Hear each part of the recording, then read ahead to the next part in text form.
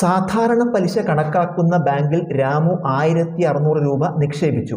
പലിശ നിരക്ക് 4.5%. 3 വർഷം കഴിഞ്ഞ് രാമുവിന് എന്ത് തുക കിട്ടും? നമ്മൾ ആദ്യം സാധാരണ പലിശ കാണുക. സാധാരണ പലിശ കാണുന്നതിനുള്ള സൂത്രവാക്യം I സമം P into N into R. I സാധാരണ പലിശ, P നിക്ഷേപത്തുക, N വർഷങ്ങളുടെ എണ്ണം, R പലിശ നിരക്ക്. വില കൊടുക്കുക.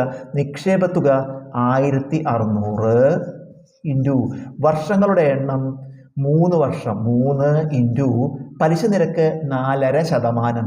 പലിശ നിരക്ക് ഭിന്നസംഖ്യയാകുമ്പോൾ നമുക്കതിനെ മാറ്റിയെടുക്കുക. 4.5 എന്ന് പറയുമ്പോൾ മിക്സഡ് ഫ്രാക്ഷൻ മാറ്റുമ്പോൾ 4 2 8 9/2 9/2% എന്ന് വരും.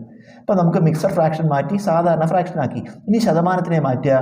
9/2 ഇൻറ്റു ശതമാനം എന്ന് പറയുമ്പോൾ 1/100. വെട്ടിച്ചുരുക്കാനൊന്നുമില്ല.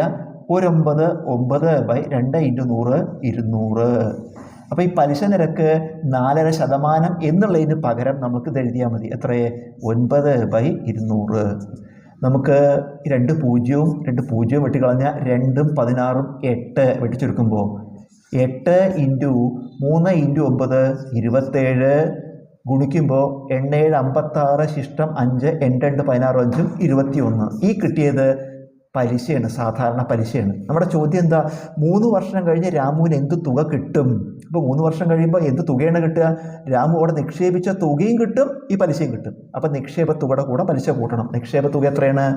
1600ൻ്റെ കൂടെ ഇതായിട്ട് നിക്ഷേപിച്ചതും കിട്ടുന്ന പലിശ 216 കൂട്ടുമ്പോൾ 3 വർഷം കഴിഞ്ഞ് 1816 രൂപയാണ് രാമുവിന് തിരികെ കിട്ടുക.